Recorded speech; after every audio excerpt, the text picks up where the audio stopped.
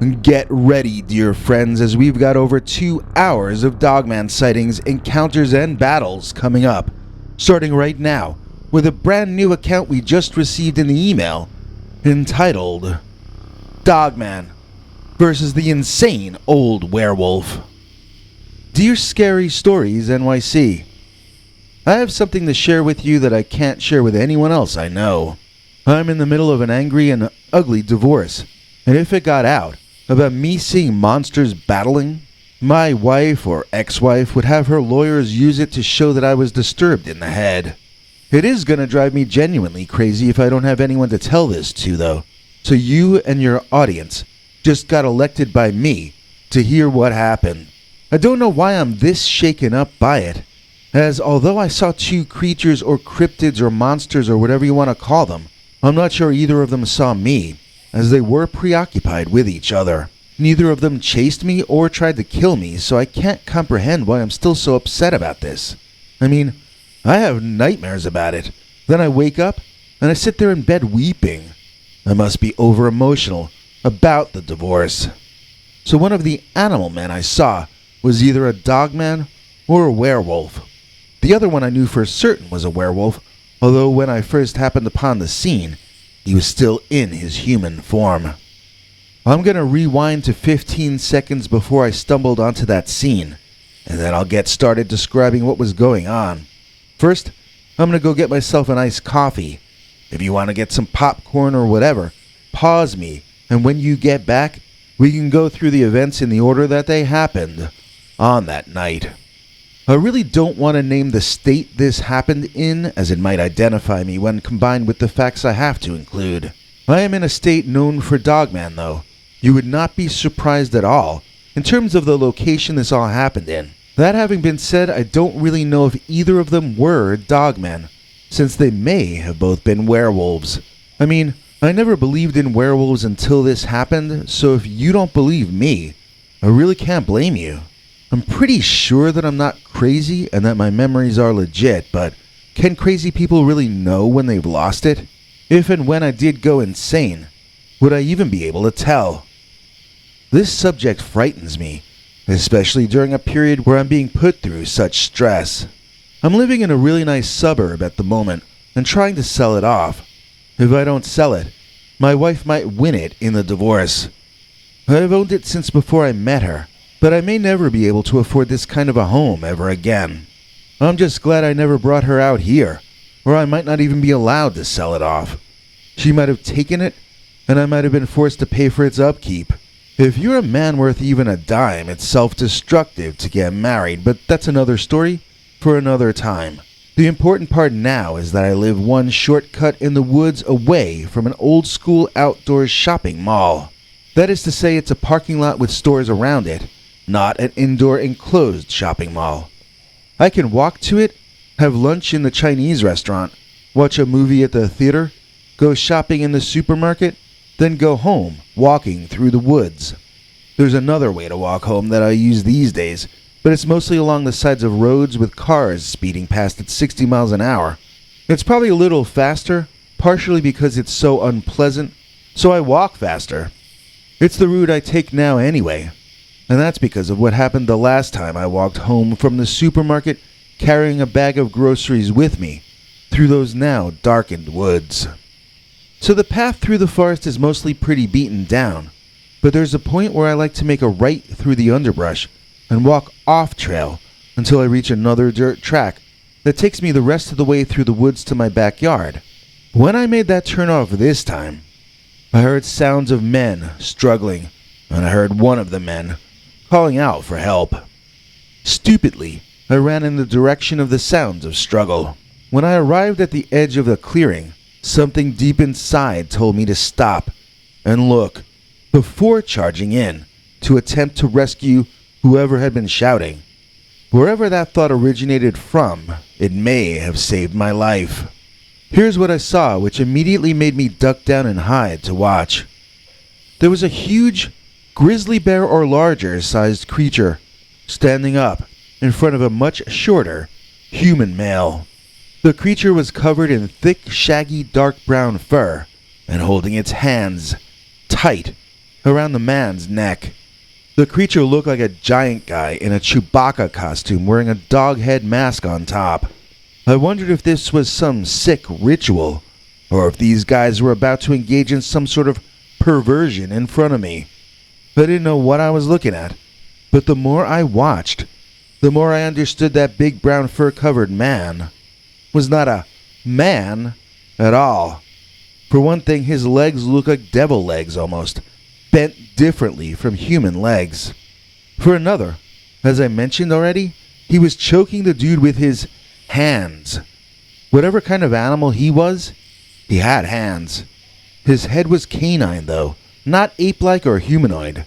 I don't know what kind of a dog has hands, but whatever kind it is, that's what I saw.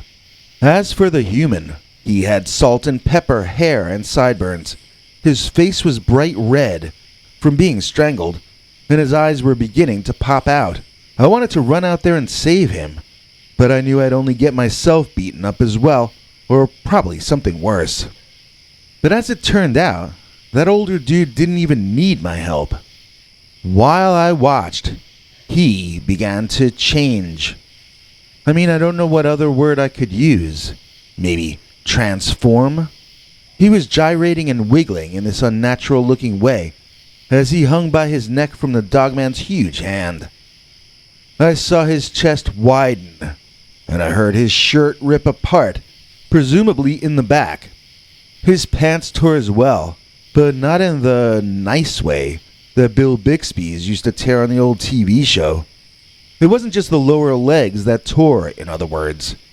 He had hair everywhere on his body, which I didn't understand at first was not his normal state. Like I was seeing it as this hairy guy whose clothes were ripping apart, but no. It was a man changing into a hairy beast. I saw him becoming something like the immense dogman who was choking him, but a salt and pepper version. The huge brown dogman threw the lycanthrope hard into a tree that must have been almost 20 feet away. The salt and pepper man thing stood up, now almost as tall as the brown canine man, and he let out this sound from deep in his belly that struck me as a mocking kind of laughter. He had just been choked and thrown backward into a tree, and he thought it was funny. I saw that black and white werewolf grab a rock the size of my head off the ground and run at the brown dogman, slamming it into his face as though he wanted the creature to swallow it. He was doing permanent injury to the other one, and he was enjoying it. The brown one may have been taller, but the salt and pepper, older one, seemed far more accustomed to winning his fights by any means necessary. I saw him do terrible things to his opponent, terribly unfair things that shifted the tide in his apparently criminally insane favor. I mean, that brown one reminded me of Conan the Barbarian, but the salt and pepper one reminded me of Hannibal Lecter. I never saw such a display of utter savagery before in my life, and I turned to run away. My legs failed. I got up again, ran a few steps, then toppled onto my face again. I had evacuated my bowels and bladder, and I found myself shaking uncontrollably all over. Seeing the creature I almost risked my life in an attempt to rescue become so unbelievably strong and unforgivably brutal had clearly put me in a state of shock. Even as I understood this, it didn't matter. I still found it hard to stand and harder to walk or even maintain my balance. I wanted to pass out. I wanted to sleep right there on the spot. It was as if the will to survive had left me in all places, except my conscious mind, who was losing the battle here. After some time, I was able to sidestep my unconscious by crawling on all fours away from that section of the woods and back toward the highway. Once I was no longer hearing that fighting between the two behemoths, and once I was out of those woods, I found myself at least able to stand and walk. I had lost my groceries back in the forest, and I couldn't even remember what was in my bag. I walked down the path toward the highway, smelling to high heaven, and probably looking like a deranged escaped mental patient. When I got home, I got in the shower, slipped and fell on my butt, then just continued down there, turning it into a bath instead. When I was clean and dried, I went straight to bed and slept past noon the next day. When I awoke, there was such a sense of relief, feeling my warm and soft bed and seeing the ceiling of my own bedroom. I had survived the two monsters battling in the woods, and for a moment, life felt good again. Then the phone rang, and it was my divorce lawyer with more bad news. I began weeping on the phone with him. It's one thing to have to avoid a dogman battling a werewolf, or maybe both of them were werewolves for all I know. There's so much danger and evil that we have to pay attention to avoiding in our lives. So why do we also do so much to hurt each other on top of that? As bad as the situation in the woods was, my divorce was worse, and it was being inflicted on me by someone I swore to spend my life loving and protecting. Believe me, there are some monsters far worse than the Dogman. They are called our friends and loved ones. And I learned that on the night when I witnessed a battle between Dogman versus the insane old werewolf. We're always trying to please Brian. Please join us in thanking today's executive producer, Brian Kulig, for making this extra long episode possible. Brian is one of our top tier members, and as such, he receives all our cool perks, including free episodes, over a full day's worth of archives unavailable to the public, advanced previews, and so forth. Because of the inflation and the coming recession, advertisers can no longer pay what they once paid here on YouTube. Even when we occasionally have a decent amount of views on one of our videos, we no longer are earning the same revenue those ads would have paid even a few months earlier. So we're earning less and less, even on our good days, and it's not always clear how much longer we'll be able to keep the channel afloat. For this reason, the channel members and PayPal club members are literally keeping us alive. Our international TV spokesmongrel, Henry Lee Dogman, will be along at the end of the show to explain more. But now, let's jump into our second of 11-7 Dogman stories. This one is also a cryptid on cryptid battle, and we call this story I Saw Bigfoot Knock the Wind Out of Dogman. Dear Scary Stories NYC, I have a story about two oversized cryptids in Pennsylvania. In fact, in the Poconos. You see, my uncle and I know how to stay in the Poconos and hunt and fish without spending a dime. We stay outside of the tourist places, and I mean just outside, as in camping in the woods, behind fancy expensive hotels and lodges. This used to work out fine for us, except it seems that lately, both Dogman and Bigfoot have taken to haunting the same woodlands and forgotten places. Maybe they're on a budget too. So there's a fancy lake with a fancy lodge that a lot of tourists enjoy spending parts of their summer at, called Lake Naomi. If you've got the money to spend, they've got stuff for you to spend it on.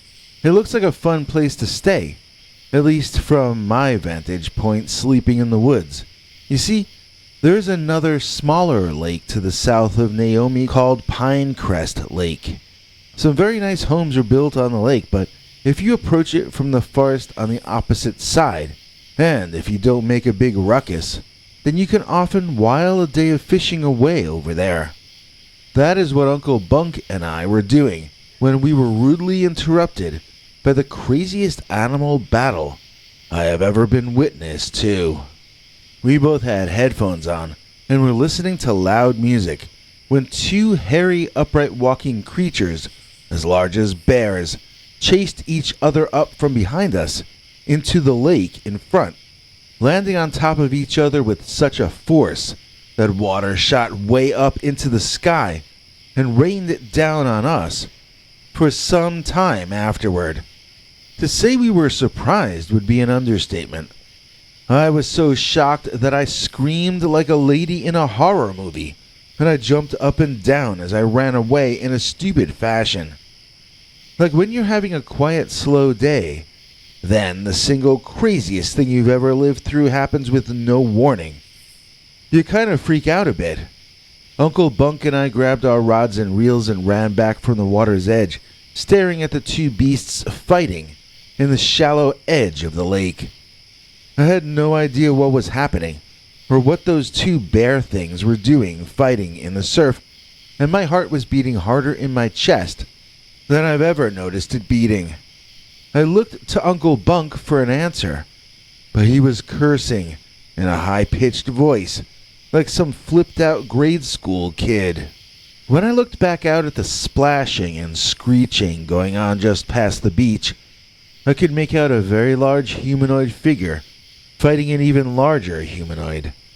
Both were hairy, like the monsters in War of the Gargantuas, but they were very different kinds of animals once you were able to get a clear glance at them through the foam and the water and the chaos. The short version is that we were witnessing a Dogman bothering a much larger Sasquatch. I guess the Dogman was around 6 feet tall, but the Ape Man was far, far larger. Imagine a gorilla that got stretched up so that now it was twice as tall as before. Literally twice as tall. I mean, I was looking at something 11 or 12 feet in height, trying to convince the Dogman half his size to please stop bothering him. The upright dog-headed man would charge the Sasquatch, only to be met with the back of the Bigfoot's hand, sending him careening back in the direction he had come from. The Dogman would run in a circle around the Bigfoot to taunt him, and the Squatch would trip the dog by merely holding out one big foot. It was clear the Bigfoot was just trying to get from one location to another, but the oversized canine was not having it. The Dogman was willing to do anything to keep that Squatch from getting away, and yet that was all the Sasquatch wanted to do, just get away and get back to his day. This fight was completely one way, and yet it was such a big fight that our whole day had to stop and wait to see if this was going to escalate or calm down. That area we were in is usually a lot more crowded with people than it was on that day, but I could still see some people on the opposite shore. They didn't seem to have noticed the two oversized man-things spraying water all around as they tore into each other right in front of our eyes. I have to say that even though the Dogman was the instigator, he was not apparently winning. In fact, I would say that the Sasquatch, who clearly didn't even want to have this battle, was probably winning so far. He was fighting as little as he could, while the Dogman seemed to be out for the kill. And even so, the Squatch's extreme size advantage seemed to be all he was going to need to win, whatever winning was going to mean in this context. Honestly, I was hoping the Dogman would wise up and accept that he could not win. Sooner or later, he was going to do something that really angered the Bigfoot. And then, that Dogman was going to have some horrible and ugly things done to him as punishment. I didn't want to see it. I wanted them to agree to disagree and part ways, you know. I sort of didn't want to see a winner because of what might have had to have been done to the loser in order to secure a win. This was not hunting for food or survival. This canine was going against nature. It was fighting for no real reason. If you go against nature, you will earn a particularly harsh comeuppance. Naturally. I really didn't want to witness any of that either. I've heard of what Bigfoot can get like when they fly into a rage, and I knew that none of us would be safe if it came to that. I'll be back with the conclusion of this story in a second, but first we have a very brief message from our pal Willie. Hey, Willie here with 5 new t-shirt designs for you guys. By request, we're adding this lovely Chillin' with Dogman t-shirt in both the no text and full text versions. In addition, we've added this lovely green night vision I got herded by Dogman line of apparel. Not for you? How about my mother is a werewolf? I chose Dogman over my wife, not to mention our original line of great t-shirts including our best sellers, I Free to Capture Dogman, and I Know the Dogman is Real. Links are in the description, so check them out today. Special 20% off discount code until June 30th, 2022. Type in Dogman, that's Dogman, all small letters, and you get a full 20% off your order for the entire month of June. And now, back to today's episode. Thanks, Willie. So, when we left, the 6-foot-tall Dogman was harassing the nearly 2 times taller Sasquatch on the shore of Pinecrest Lake in the Poconos in Pennsylvania. The Bigfoot was losing his temper, and when he rebuffed the smaller cryptid by this point, it was more abruptly than before, and included shouting and a display of his formidable and scary-looking teeth. This was about to turn into a real fight. If it did, I wondered how long it might go on, and what the collateral damage might be.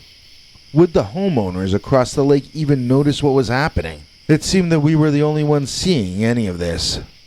The Dogman was now making himself small and snapping at the Bigfoot's heels. Turning around and bellowing at the canine caused the Dogman to stand up to his full height as well and yap back at the Squatch. Finally, I saw this look on the Bigfoot's face that reminded me of the look my father used to get when I said something that made him lose his temper. That Sasquatch had just officially had enough. My uncle and I ducked. The Squatch hauled off and belted the upright canine in his belly, clearly surprising him and knocking the wind out of him in the same moment. The Dogman's eyes crossed, and he collapsed, limp, to the ground. Triumphant, the Bigfoot beat his chest and roared at his easily defeated opponent. He bent down to yell in the Dogman's ear. He stomped on the ground to let the devil himself know that Bigfoot was once again triumphant. Furiously indignant, he picked up random rocks off the ground, each of them too heavy for me to lift with 2 hands. Then, he flung them so high in the air and so far away that I never could see where they landed. This was an angry and frustrated cryptid, and it was blowing off steam in a way that only a Bigfoot could. So while the Squatch was raging and hurling heavy stones clear out of the county, the Dogman managed to get up on all fours and dash away in a staggered fashion into the woods. I was glad it was over. I was grateful I didn't have to see him getting torn apart, and I was glad he had run away. Now as soon as the Bigfoot calmed down and left, we could return to our fishing and our quiet afternoon. The thing is, the Dogman was not actually finished. He was down, sure, but he was not out.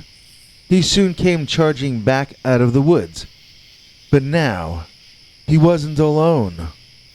There was an old gray wolf, well over 9 feet tall. He was nearly as big as the Sasquatch. There were 2 others who appeared to be young adults, racing in behind the larger and older one. This must be the young Dogman's family. His father and his older brothers, possibly. That Bigfoot might have outclassed the young Dogman, but he was now outnumbered, and the 3 new adversaries were each nearly his size. I'm not too proud to admit that I took off running at the sight of this. My uncle grabbed me, though, and made me turn and look. Not only had I taken off running in fear, but so had that Squatch. It ran into the woods alongside the lake that they had all come out of, and we watched the Dogman push trees over sideways to charge back into those woods, all of them chasing that particularly dangerous bull Sasquatch that would have been only too happy to leave them alone. I have to say, Bigfoot and Dogman are 2 species with very different personalities. The Dogman are so freaking hyper and murderous, The Squatches seem to just want to be left alone to live their lives. I'm sure they are capable of great violence, but they do seem less prone to actually displaying real-world violence. Dogman, on the other hand, is probably violent in his sleep. He just seems to me like a land shark, like a killing machine. If these two primitive kinds of people are really at war over the American wilderness, I don't really want to think about what the results might be long term. One species or the other could very well be wiped out. Is our remaining wildland enough for both the Dogman and the Bigfoot? I have to ask these questions these days. I mean, if not me, then whom? After all, I saw Bigfoot knock the wind out of Dogman. We're such fans of Sandra Freeman, just her name, and we're all screaming. Okay, calm down everyone. In return for helping us stay on the air, Sandra Freeman gets cool perks from us, like the over 24 hours of archived secret uncensored Dogman stories available to binge for every channel member or PayPal Club member who joins at the $3 level or above. That's right, over 24 hours. Have I become a werewolf? Dear Scary Stories, NYC. I'm being haunted by terrible nightmares that get more violent and horrifying by the night. Just as I'm about at the end of my rope, they go away, only to return with the new moon. In the dreams, I do unspeakable things, so utterly wrong that it's hard to face myself in the mirror each morning. I wondered if my mind had become diseased to even be able to think of such things, but more recently, it has come to my attention that real-life events have been happening, which seem to mirror my dreams. If I have a dream of leaping upon a small animal and devouring it, the next day, remains matching those in my dream will somehow be in the exact location where I dreamed that this unforgivable thing happened. I have to admit, I felt a deep sense of shock the first time I passed a location from my dream and saw that something precisely the same as my nightmare had happened exactly there. After that, however, whenever I could remember the location from my dream, I would try to make a side trip there in the morning and look. It's hard to even talk about this subject, as I know you have to keep your show family friendly and all that. Each time I could, though, I would go to the spot in my dream, and I would force myself to look. It seemed that someone, somewhere, was actually performing the terrible deeds that I was imagining doing in my sleep. At that point, I was still utterly mystified as to who was doing any of these disgusting things. And then came the mirror dream. I was out. I was free, and I was looking for something living to eat. We were walking near a garbage dump in an area I did not recognize. There was a floor-length cracked mirror standing up on the side that we walked past. And when we turned to look, we saw a werewolf-looking animal in that mirror, looking back at us. This spooked us, and we charged the mirror, knocking it over and smashing it on the ground. When we did so, we saw our forearms, which were hairy and matched those we had just seen in the mirror. We had long talons at the ends of our fingers. Our hands were somehow now also claws. Our legs were like those of the werewolf in the mirror as well, bent in a different way from how human legs are bent. We were somehow sharing minds with a dogman out in nature. Well, that was my theory at the time. My first reaction to this was to theorize that I had somehow joined minds with an actual werewolf, or at least someone who was convinced that he was a werewolf. While I slept, they roamed through the darkness, destroying everything in their wake. But after a short time, I came to feel it was a dogman, that it was permanently, always an upright canine, not only during certain stages of the moon. I felt that it was only on those nights that I would lock minds with the creature. The moon was somehow linking our consciousness together. I was guessing, and I'm still guessing even now.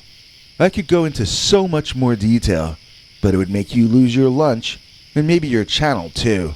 For a vegan like myself, this is a truly unique and bizarre hell to be banished to. I gotta wonder what things I must have done in a previous life to be faced with my current one.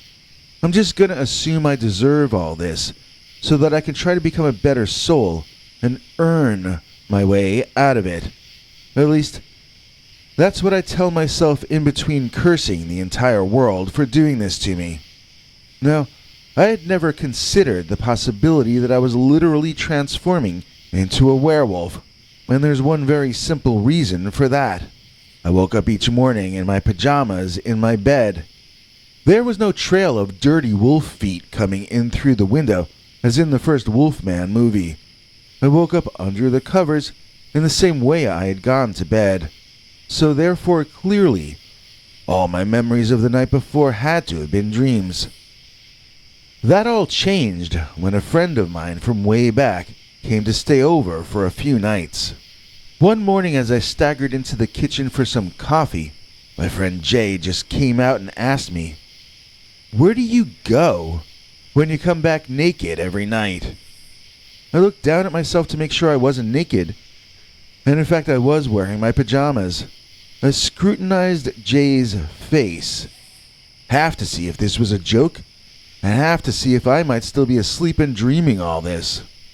Well, it turned out it was all real, and I got told the true story of what I had been doing all night each night.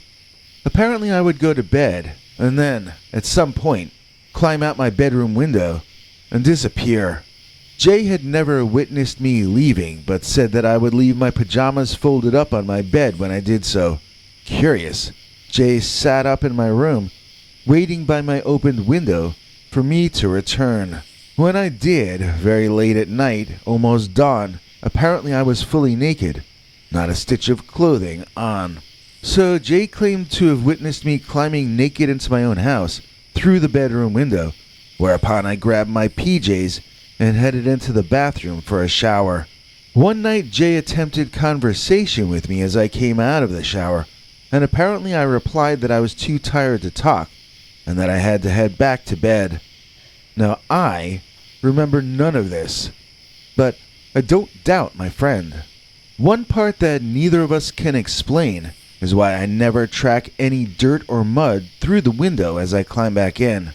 We both looked for evidence of these events and found nothing. It was as if I wiped my feet on a welcome mat before coming inside.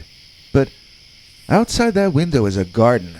I don't even see any footprints in the soft dirt. Maybe I wiped my feet on the grass and then leaped over the dirt to the window ledge. Maybe I'm a super athlete when I'm asleep.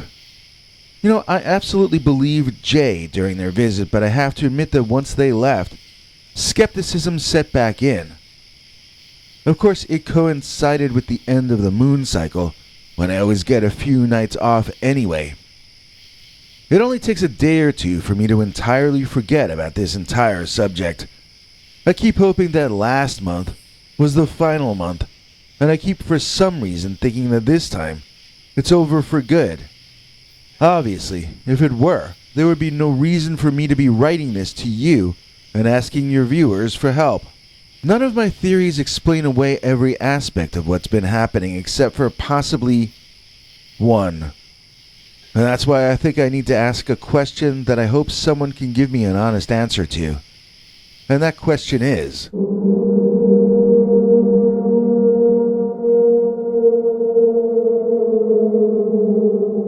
have I become a werewolf? I know someone who likes a good scara. I'm talking about dear Fraggy Megara. Please join me in thanking Fraggy Dendron, aka Megara, aka Tahiri1, for making this episode possible. Fraggy probably holds the record for donating to us in the most different ways. I should probably have her come on the show to explain all the ways you can help us stay on the air, because I'm pretty sure Fraggy has tried every single one of them. In return, we share cool perks with Fraggy, The Dogman of Rat Lake Swamp, or the Dogman held a grudge. Dear Scary Stories NYC, I have a story about a dogman that was passed down to me by my grandpa Albert on my father's side. It's actually pretty intense, so you tell me if you want to use it. I mean, I get scared myself each time I tell it, and I notice parents get mad at me if I tell it to preteens, so I don't anymore. You've been warned. Grandpa passed on when I was a kid in the 70s, and his story happened way back in the 1950s. I sort of reverse engineered that it was most likely 1957 when it took place, because Grandpa told me it happened a few months before he attended the only World Series game of his life. That was the Braves, who were in Milwaukee back then, not Atlanta, and they were playing the New York Yankees. I remember he said the Braves lost the game, and Mickey Mantle hit a home run. Grandpa Al hated Mickey Mantle from then on because of it, too. So I remember that Grandpa saw a Dogman in 1957 because of Mickey Mantle's home run, which I looked up online. It was Game 3, and the Yankees beat the Braves 12-3, although Milwaukee, featuring Hank Aaron and Bob Turley, went on to win the series in 7 games. So, this is a 2-part story, as Grandpa had 2 Dogman sightings, which he said were both of this same creature. It all started in the summer of 1957, when Grandpa was hunting in Rat Lake Swamp in the National Forest over there.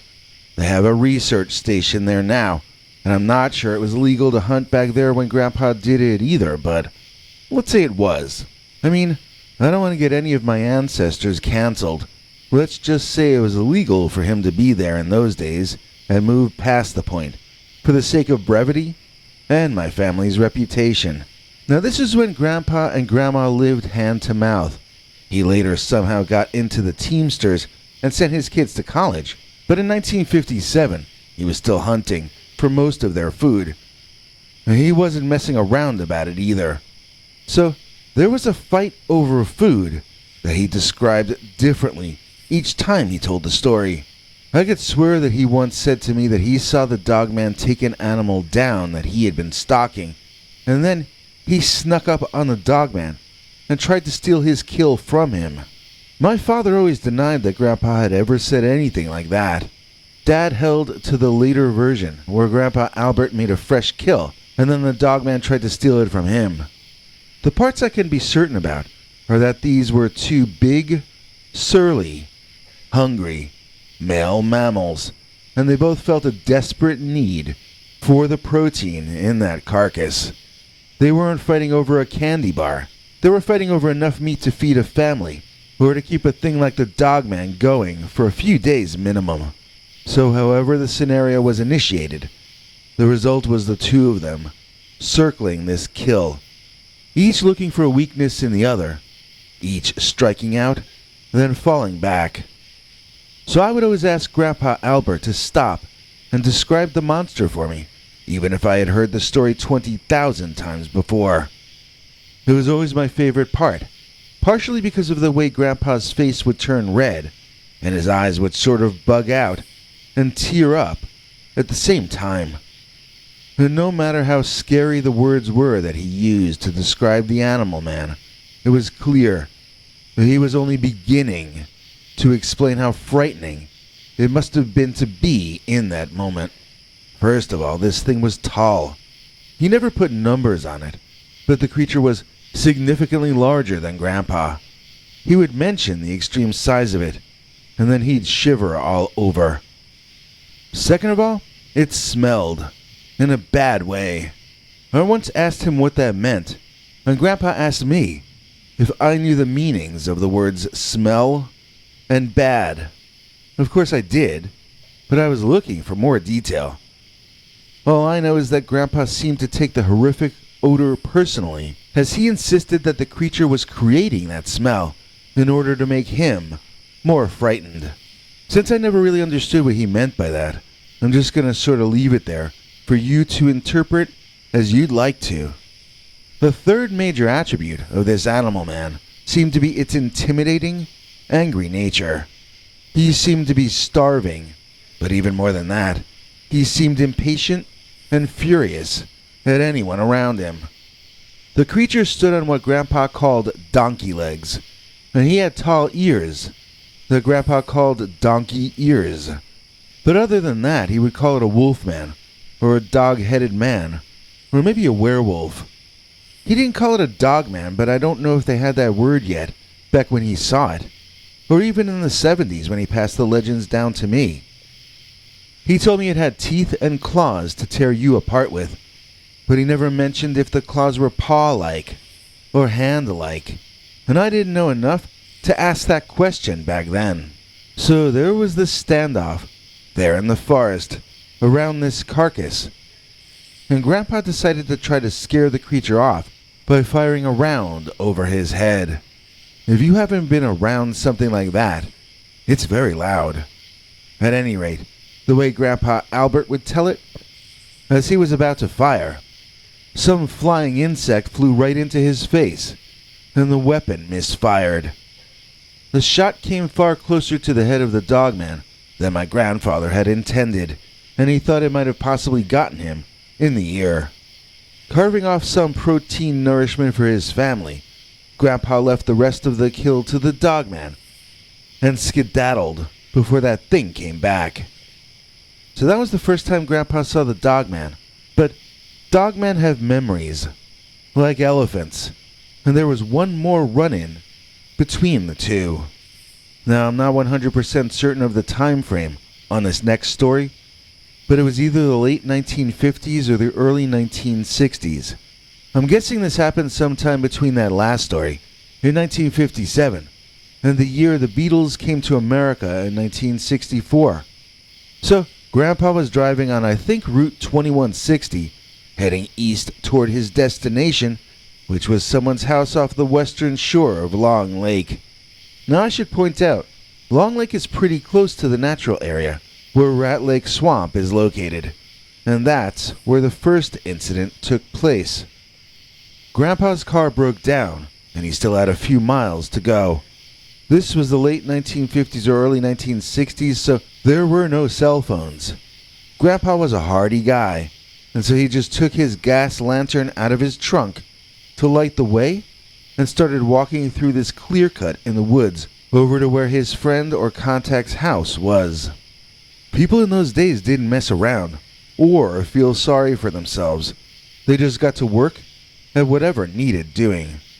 So I believe it may have been in that clear cut, if it was indeed there in those days, where the dogman came upon him. If not, then it was in the woods themselves. Either way, the location was right here, to the west of Long Lake, not too many miles from the first sighting in 1957 that the beast revealed itself to Grandpa. He said it must have been watching him for a while, and then suddenly, silently, stood up behind a bush, and then he was there.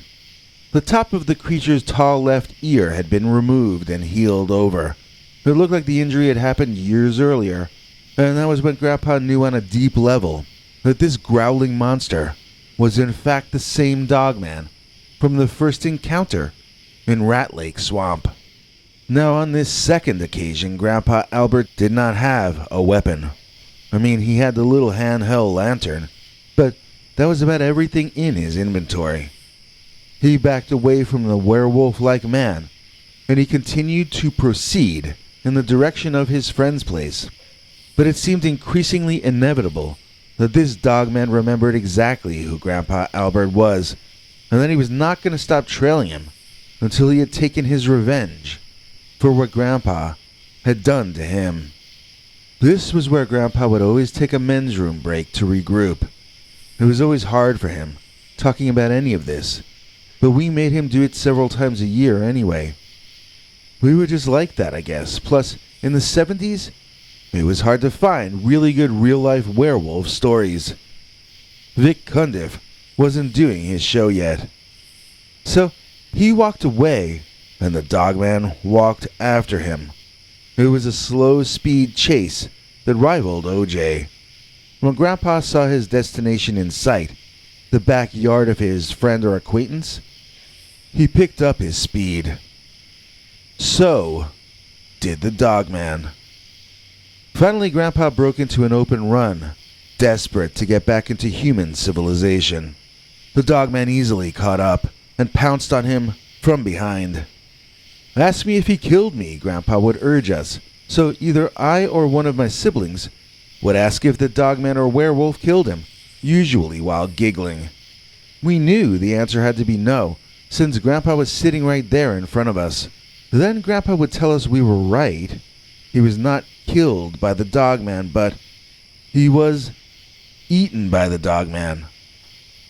And that was when he would hold up his left hand so that we could see. His pinky was completely missing from his hand. It was no longer there. I'm just assuming I know how it got gone. Grandpa never specifically said how that happened to him, but it was always the punchline to the Dogman story. So we all assumed, and still assume, that the Dogman was responsible for that injury. And that was all because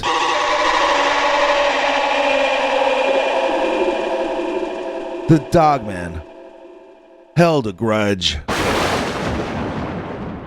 A name like his means royalty. He joined our club because of loyalty. Please join me in welcoming back Jason Regina, our once and future channel member. In return, he gets to see our weekly Sunday uncensored Dogman stories available nowhere else. We have lots of ways you can help us stay on the air and lots of different kinds of perks you can get in return. Dogman. Followed. My girlfriend home. Dear Scary Stories NYC. I had a Dogman sighting when I was with my girlfriend, and we were both pretty shaken up by it. We didn't figure out till over a week later that this Dogman had actually followed my girlfriend back to her parents' house and had been seen stalking around her place. Because we were forced to react to this situation, we made decisions we might never have made.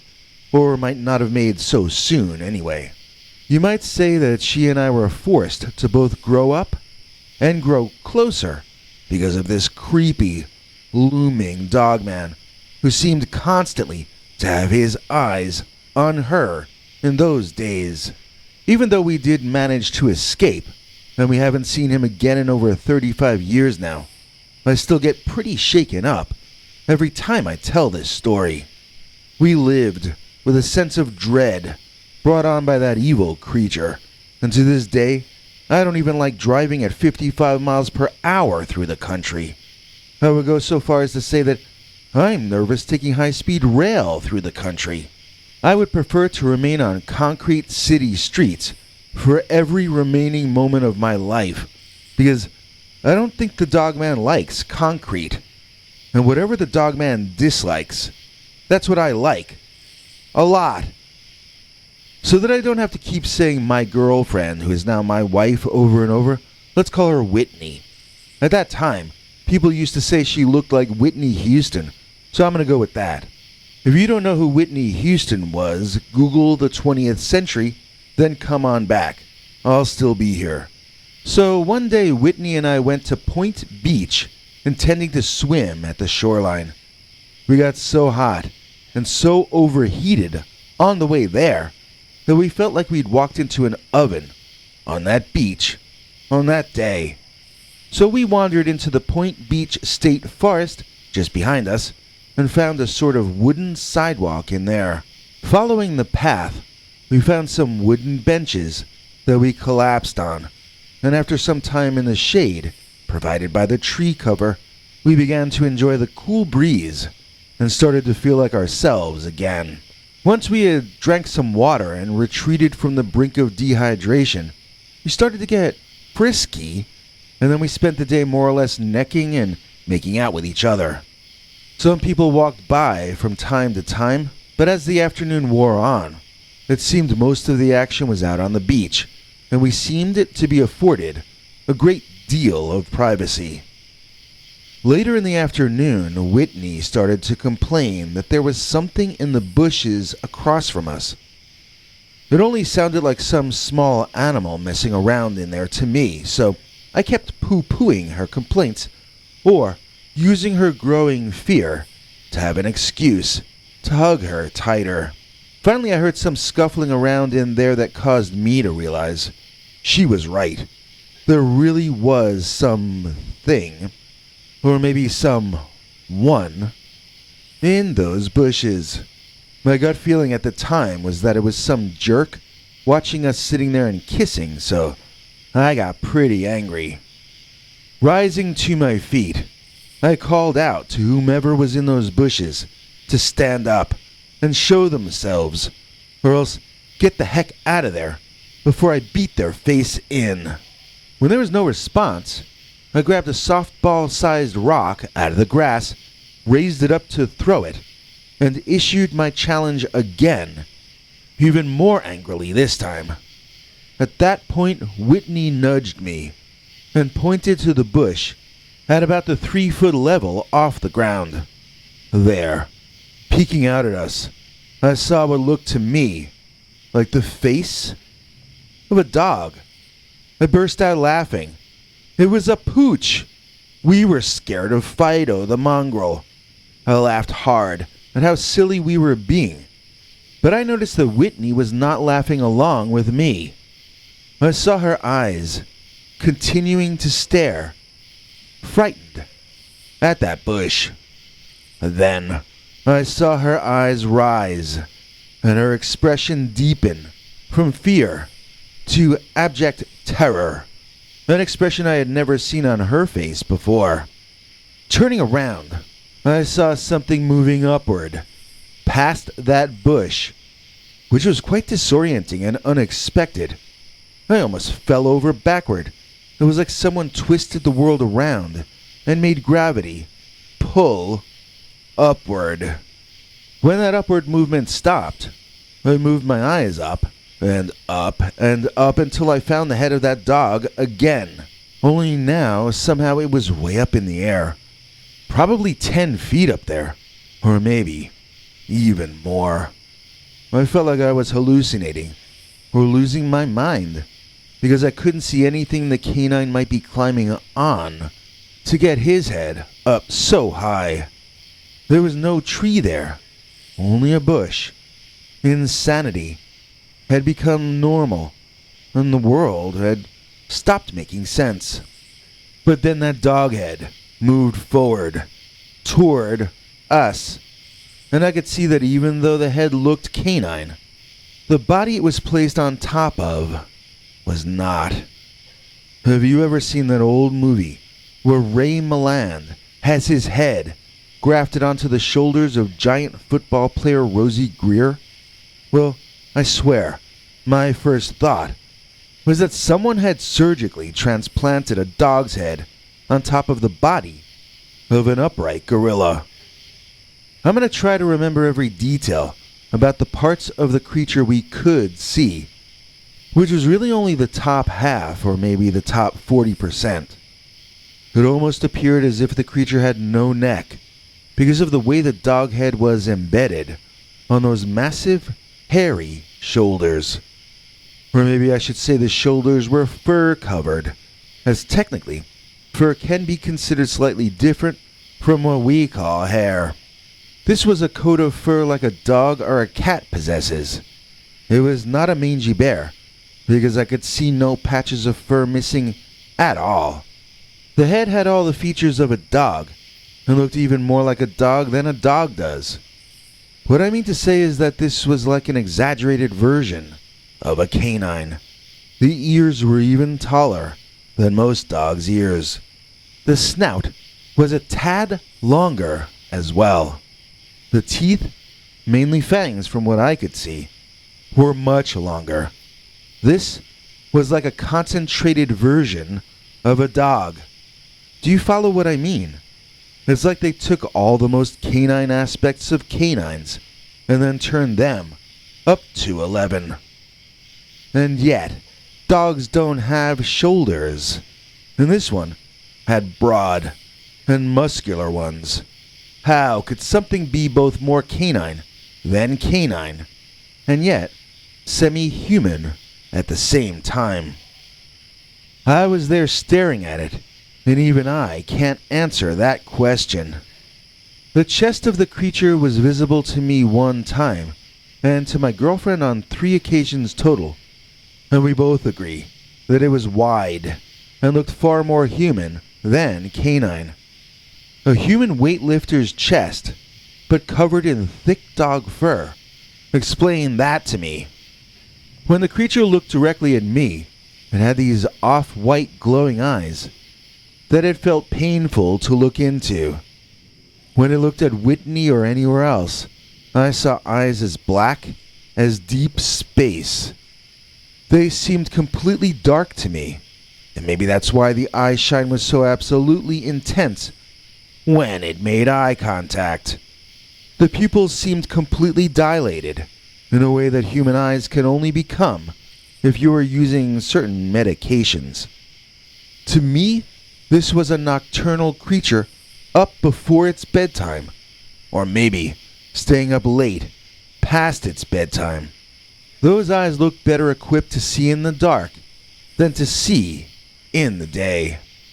I did get to sort of see the front paws, although I can't tell you if the creature possessed thumbs or not. He used the paws to move leaves out of his way during my brief sighting, and I did see parts of the short fingers and the very, very long claws. It gritted its massive teeth in such a way that I wondered if it could even close its lips around them. The teeth looked like they could take down the Incredible Hulk in 2 bites, and appeared far too large to even fit in that long snout. Yet to be honest, I didn't fear them as much as I feared those fish hook-like claws at the ends of those massively strong-looking, almost humanoid arms. It looked like it could easily slice or dice you and make human sushi out of you without even working up a sweat. And it was emerging from the forest to bring itself closer to myself and my future bride. This was an extremely upsetting and paralyzing moment where I admit I did not know what to do. I froze, and I watched, my jaw probably hanging open, as I was never so unpleasantly surprised by a turn of events in my entire life. The creature was almost out onto the wooden path in front of us when my girlfriend screamed, "Bloody murder!" The dog-headed monster reversed course and disappeared back into the foliage faster than it had emerged. We were both up running, but Whitney did not stop screaming for probably over a minute. She was screaming as she ran. People gathered around us when we got out of the forest, and yet neither of us were really able to describe why we were so upset.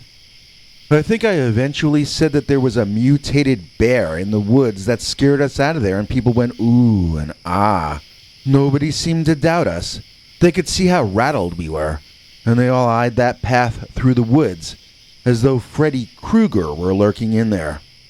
I drove Whitney back to her parents' place, and I got invited to stay for dinner. I stayed just to see that Whitney was all right. I was genuinely concerned about the level of upset that she was exhibiting.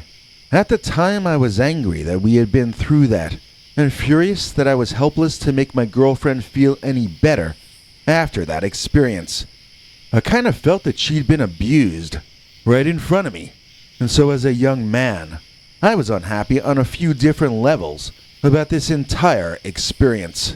First of all, it didn't even make sense that there would be some kind of apex predator in those woods, as it just doesn't seem like a large enough area for even one creature like that to have enough food to eat, let alone a breeding population. It's just a little bit of woods and a beach at the edge of a fairly highly populated state. There should not have been any way for a species of unknown and unrecognized predators, larger than a grown man, to live in such a small patch of trees. Now don't get me wrong, there is a lot of natural beauty around that beach area. To the north is the Rahr Memorial School Forest, and to the south is the Point Beach Ridges State Natural Area. There's no separation between these wilderness preserves, and so it does join together to form a much larger area. Even so, we're only talking about 7 miles or so total, from north to south, and far less than that, east to west. You know, you can drive 7 miles in 10 minutes. It's not a very huge habitat for a predator to survive in. And I can't imagine it walking through suburbia to get there in the first place. I don't know of any underground passages leading to and from that beach, but maybe the Dogman does. I'm not sure how else to explain the way he seems to be able to show up and disappear at will from that location. I understand why some people wonder if he's interdimensional or supernatural. I really can't blame them for jumping to that conclusion. I am a hardened realist and materialist, though, and I refuse to accept those kinds of answers. To me, the Dogman is a big mystery. I don't know how he travels around. I don't understand his true motivations, and to be completely and brutally frank, I don't even comprehend what the creature really is. I don't understand how intelligent it is, or what kind of intelligence it possesses. I don't understand why it does the things it does, and most of all, I don't comprehend what its interest was in my girlfriend. Now, how do I know he had an interest in Whitney? Well, she saw him again, near her home, about a week later. Out of the kitchen window of that house, you look on some forested area that's just on the other side of the marsh and the nature preserve. Whitney said she was washing dishes and saw something moving outside. When she looked up, she claimed the dog was looking at her with glowing eyes as it peeked out from behind a tree in the same way that Sasquatch are supposed to do. This was definitely something canine, though. It had dog ears, and apes don't have dog ears. I can't speak to its legs because, to be honest, neither of us ever saw the bottom half of it. We saw it peeking out of bushes, and Whitney later saw it peeking from behind a tree, but we never ever saw the creature from head to toe. So, Whitney kinda collapsed internally, and it was an ugly thing to see. We all jumped to conclusions that she was having hallucinations about the Dogman. Seeing him in nature was one thing, but seeing him in your backyard 40 miles to the southwest was another thing entirely. Explain to me how a creature that large and that strange looking could have walked from one location to another. You can't. It would have taken an hour to drive that distance. I don't know how long it took the creature to walk it. And there's no way, I mean 0 way, that he could have gone from one place to the other without being seen and probably photographed multiple times along the way. It's just too wide open and too populated for him to have hidden his 10-foot form all along whatever route he took. And yet, we were all forced to accept that Whitney was really seeing the thing when her second sighting happened. That time, her brother was present, and he saw the same thing she saw. So, the Dogman really did somehow transport himself 40 miles from the beach to the marsh at the edge of our small town. I am at a loss to come up with a materialist explanation for how the Dogman accomplished that feat. It is a genuine, annoying mystery that continues to gnaw at me to this day. Now, my family and Whitney's both lived on the southwestern side of a little town called Kiel, Wisconsin. We were right near the Kiel Marsh State Wildlife Area, so I'm not going to act like there was no nature near us. But again, there was not enough nature around to support a predator the size of that Dogman. Another thing, and I believe this is important, is that there is no natural connecting passage between the marsh and that beach. If that Dogman really was the same exact one, and we all feel pretty certain that it was, then it must have either walked down streets in front of people's homes to get from one area to the other, or maybe it had an underground passageway unknown to humanity. I don't know how else it could have done it. Maybe it flew. Maybe it can become invisible. I can't think of a way that the animal man could have gotten from the beach to Kiel that doesn't strain credulity. Is he really able to become invisible? Is he really able to teleport? If not, Why don't we get reports of Dogman hiking from one location to another? How exactly do they travel without being noticed? They seem to move through populated areas with ease. So how do they do that? My parents and Whitney's parents too both recognize the deeply disturbing nature of the creature's apparent obsession with my girlfriend, and they all began to pressure me to pop the question and move her the heck out of that area. We ended up getting married at City Hall with our immediate families as witnesses. Then we were gifted with a lump sum of money to set out on our own and build a new life. We moved to Milwaukee and got an apartment in a side of town too densely populated for the Dogman to ever consider visiting. We've been able to raise one daughter and one son in Milwaukee, and neither of our kids have ever had to see that monster for themselves. We're confirmed city people for the most part now, and certainly Mom and Dad never go back into the woods. I don't even like to have grass under my feet anymore. It's been a lifetime since all these things went down, but I personally have never really recovered from the time that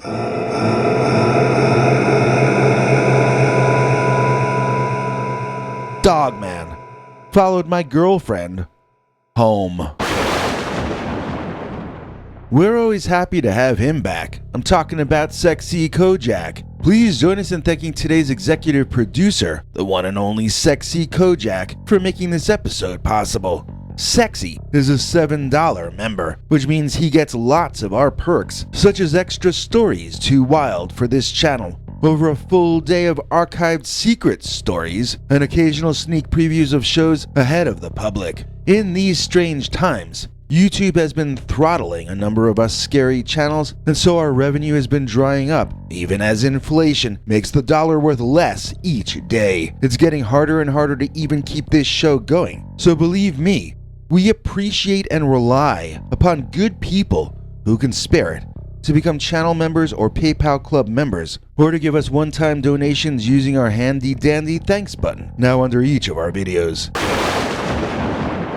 This story we have for you was submitted by an individual stuck with a Dogman on his property that he can't get to leave. He brings up an important point. When we feature people talking about how they avoided the Dogman or made it leave their property, we are not giving professional advice. We're just passing on ideas that people sent us. I myself have never seen a Dogman, so please don't take comments on our channel as guarantees to work. The human race is only beginning to understand what people are seeing when they encounter Dogman. Comments made on this channel should be taken as ideas that people are trying out, not as final answers or solutions to issues revolving around Dogman and other large cryptids. With that caveat in place, I'd like to launch into the latest Dogman habituation account that we've received. We're calling this one, Dogman Stole My Game Trail Camera. Dear Scary Stories, NYC. I am writing to you because I followed advice given on your channel concerning the Dogman, and it did not work for me. I'm not blaming you. I'm not gonna sue. I mainly hope you use this on your show so that I can borrow your platform to let people know that game trail cameras do not always work to scare the Dogman off your property. I mean, maybe we have a different kind of Dogman around here, but when we put up our trail camera, we only seem to have ticked off our habituated, upright canine. Now, for me to be completely honest about this saga, for lack of a better word, I need to begin this narrative about a month before our habituation problem began. You see, we both saw a Dogman that must have been the same one we currently have issues with, and we saw him some miles to the north of where we live. We nearly got into an accident because of that thing. So let me first tell you about that incident, and then when you understand as clearly as possible what happened that time, I think the habituation story might make a lot more sense to you. So let's all go back to 2021 in the spring, when we had our first sighting. So my wife, we can call Margie, and I were driving on Indiana Route 142 one evening, heading over to deliver supplies to some elderly family friends. We were driving east along there at the time, and it was starting to get dark out. There's a spot on the road, and I sent you a screen grab of it from Google Maps Street View. This is where our sighting and almost accident happened. Now, you can see it's just a 2-lane blacktop with a small metal fence on either side, and forest surrounding. If you look to the right, you see there's a bit of a deep chasm on the side there, a bit of a drop-off. However, you can also see fallen trees covering that chasm like 4 separate bridges over the cavity in the earth. I don't know and can't tell if those fell naturally or if they were placed there to be used for the purpose of a bridge, but the way the branches seem to be removed does tend to make me wonder if intelligent minds placed those there deliberately, and if this was in fact intended to be a series of bridges. Now, I probably would have never even noticed these logs, and I certainly wouldn't be wondering about why they were there, except that as Margie and I drove up to that part of the road on that evening, something large was in fact tightrope walking across one big fallen log, and was heading directly for the road in front of us. Now I'm going to describe this creature to you, and it was quite terrifying to see. But in that moment, the more important thing than the features of the animal was the size of it. Although it did walk on 2 legs, it was not a human. It was far too large to be a human. And even though it had very dark or possibly black hair, this was not a black bear. Yes, I know bears can walk upright, but this was not a bear. Yes, I know that when bears get mange and thin out, they can begin to look quite canine. But this creature did not have mange. It was not thin. It was fit and muscular. Its chest was so massive that it looked a bit top-heavy, like it might tip over. But the muscles on the 2 hind legs were so massive, they looked like they could carry an elephant along easily. For all those who were going to presume that Margie and I misidentified a black bear, you should know, black bears don't grow as large as this thing. Maybe it could have been a polar bear with mange and a dark wig, but there are no black bears as large as this monster was, and there are no bears with the body shape of this creature. If we had run into this thing, I'm not sure if he would be hurt worse or our car, and that is not hyperbole. I mean, this animal man looked like an immovable object that I was about to ram into. I judged it as too late to stop the car before we were going to plow into each other, and something the man-thing did made me panic even more. It looked right at me, saw that we were about to crash, and then just went back to walking at the same pace. Let's face it, we all know it's easier to stop yourself if you're about to run into a car than it is for the driver to stop in time. That monster could have easily slowed down to allow us to pass, and yet it chose not to. Seeing as I could not stop in time at the speed we were going, I hit the gas instead and swerved into the left lane. We sped by the creature literally so close that its nose was about an inch from my wife's passenger side window as we sped by. I mean, we missed taking part of its snout off by an inch. I'm lucky enough to say I've never been in an actual car accident, but that time, we both came incredibly close. And that Dogman had done that on purpose. Why had it done that on purpose? I don't know, and I have to admit, wondering about the whys of that incident kept me up at night for weeks. Who am I kidding? I still have nightmares about that incident, even though things have gotten worse since then. And I have so many more things to wake up screaming about these days. Before I go on, I want to try to describe the creature based on my memories of those 3 or 4 seconds that we got a good clear up-close look at the monster from head to toe. Margie helped me write this next part. I wanted to include every detail we could both remember. After this part, I'll get into the actual habituation part of the story. So as I said, it was covered in black fur, and it was super tall. It must have been over 9 feet tall. In fact, we both guessed something more like 10 or 11 feet, as crazy as that sounds. It did appear to have the hind legs of a canine, but they were modified from your house pet so that they could carry a lot more weight. Speaking of weight, this had to be the heaviest dog I'd ever seen, but it had almost no body fat. It was all muscle, bone, claws, teeth, and fur. The head was very canine, with tall pointed ears. It did not have a round face like a bear. It was long and angular, like a wolf. The ears were too tall to be wolf ears, though, and the creature looked far more savage than an animal should look.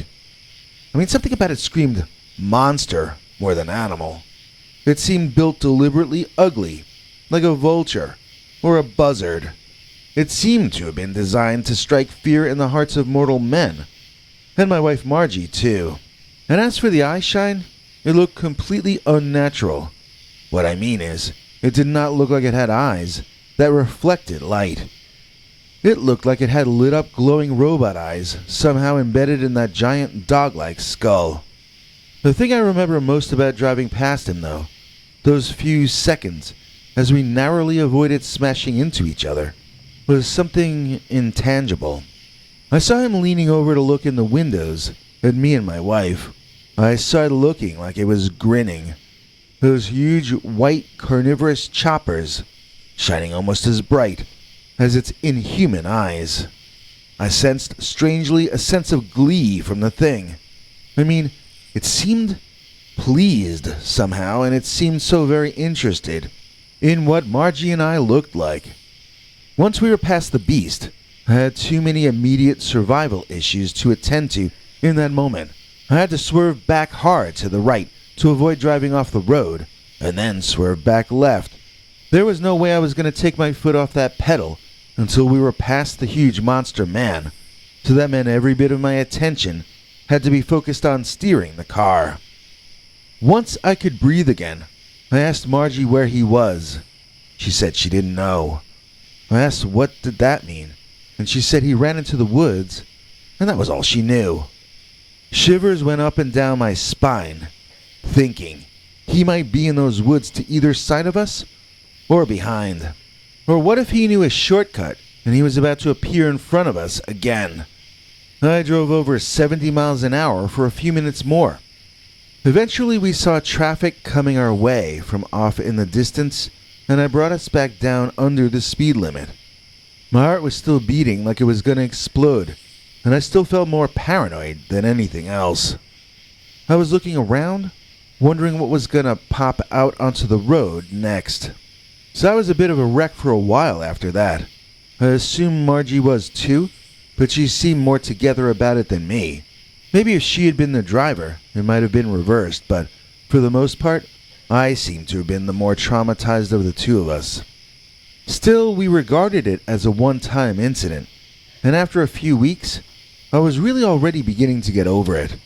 After all, nothing like that would ever happen to me again, so I should just release it emotionally and let it go. I was doing pretty well moving past it, when a little less than a month later, I got up to use the bathroom in the middle of the night, and there it was, outside the bathroom window, grinning in at me. The thing is, we sleep on the second floor of our house. The creature had to have been standing on a little patch of roof below that bathroom window. It had to have climbed up the outside of our house to get where he was. I ran into the bedroom to wake my wife up, but by the time we both got back to the bathroom, of course the creature had split. This was when we entered the phase where everyone wondered if I was hallucinating and going insane. And when I say everyone, I'm sort of including myself in that. I wondered if I had really seen what I saw. After all, I had just woken up. Maybe it was one of those hypnagogic or hypnopompic hallucinations. I guess I mean hypnopompic. Hypnagogic hallucinations are associated with sleep paralysis, and I was not paralyzed. I was up and walking around. So I guess I was wondering if stress had brought about a situation where I was dreaming while awake. The problem with that theory was that I had been feeling better. I had been seeing the Dogman as something from my past that would be less painful every day as we moved into the future. It was no longer something I was overly upset about, so why would I suddenly become worse than before and have visions of monsters that were not there? Margie didn't badger me about it, but I could tell by the look in her eyes that she was worried about me and even seemed to sort of pity me. Of course, this drove a wedge between us for a while, and I began sleeping downstairs on a couch in my office with the shades drawn so that I couldn't see outside, and nothing outside could see in either. The decision to do that caused our friends to join Margie in wondering if I was losing the plot to life. Looking back, I can't say I really blame them, but my true frustration and stress stemmed from the fact that even my own wife, who had seen the same creature I saw on the highway that evening, didn't believe that the creature had tracked us all the way home. Now, if you know the Dogman is real, if you saw one an inch away from your passenger seat window as she did, then how much harder is it to accept that the creature has tracking instincts? It looks like a canine, and canines can track humans down over hundreds of miles. Why would it be impossible that this creature could do the same? It had a long snout, and I'm sure its nose was and is as good as that of a bloodhound. It just still annoys me that nobody even considered that I might have actually seen a real Dogman outside the bathroom window that night. There are friends I completely lost respect for during that period. Well, I guess I mean all of them. I don't feel very close to anybody on the planet any longer. Nobody assumed that I might just be telling the truth. It's like all those years I knew them, they never knew me. So do I really have any friends at all? I don't suppose I do. I went and bought a trail camera and set it up attached to a tree pointing directly toward the house, where it would need to climb in order to get up to the second-story bathroom. If it ever did that again, I'd have a good chance of getting an image of it to prove that I'm not crazy. I didn't really expect to get a photo, though. I bought it more as a talisman to drive the evil beast away. I heard on your channel and read on some blogs that the Dogman does not like trail cameras.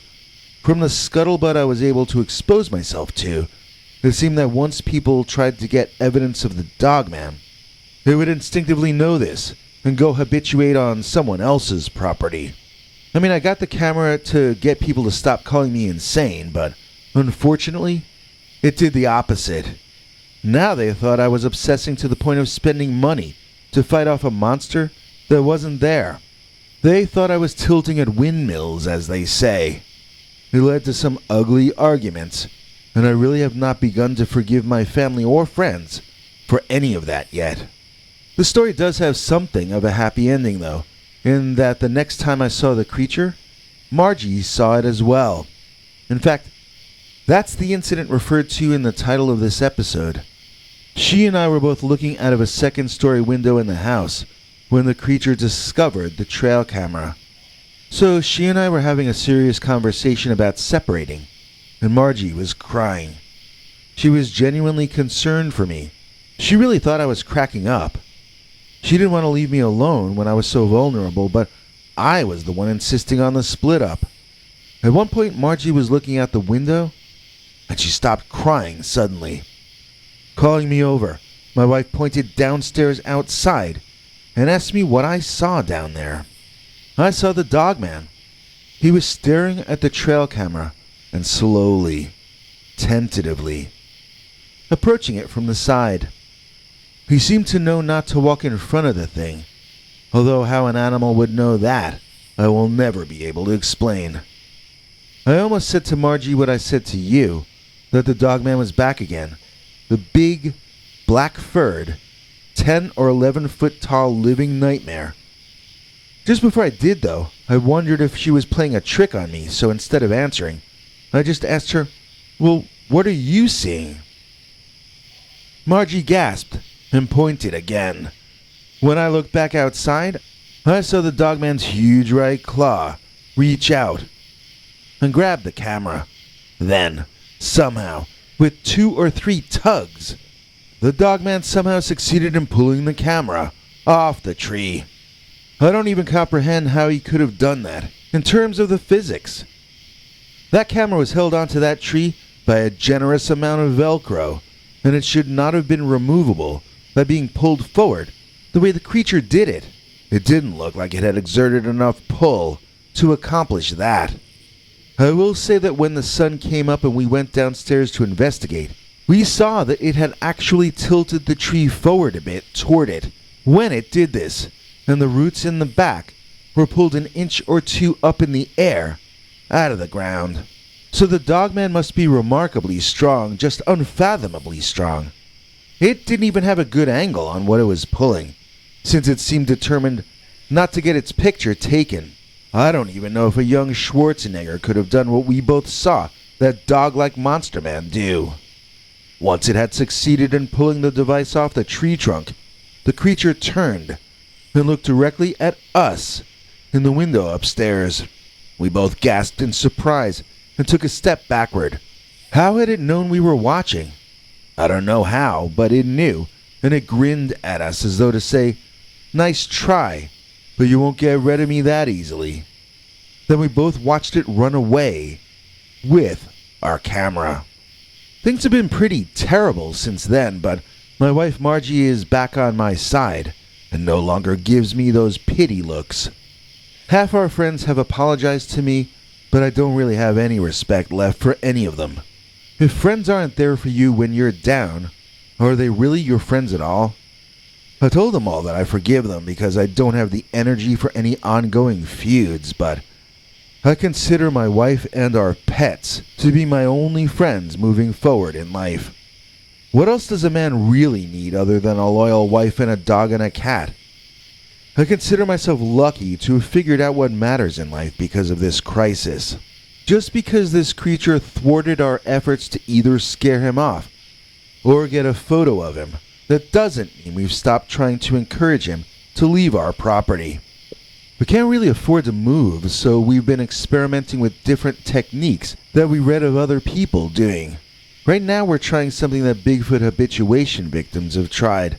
We're leaving offerings of meat out near where we've seen the creature coming from at night. The meat is always gone by the morning, but there are a lot of animals that could be taking it away with them. We haven't seen the Dogman for a while, but it's only been about 10 days as I write this that we've been doing the meat thing. I'm almost hoping it doesn't work, because meat is getting so expensive. It might be cheaper to borrow some money and just move. If anything else truly crazy happens, I'll write you about it. And if anyone in your audience has a better idea of how we can get this Dogman to go away, please leave a comment. We will be reading them all. I wish I could give you a game trial photo of the Dogman to prove this all really happened to us, but I can't. Because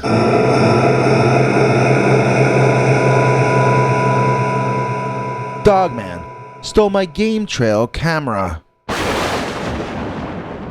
Lions roar and snakes all hiss, but the coolest of them all is Chris. I'm talking about our EP Chris C. She's the best, indubitably. Please join us in thanking Chris C. for making this episode possible. She's one of our top tier members, and she gets all our perks, including our secret uncensored Dogman stories far too wild to tell on this channel.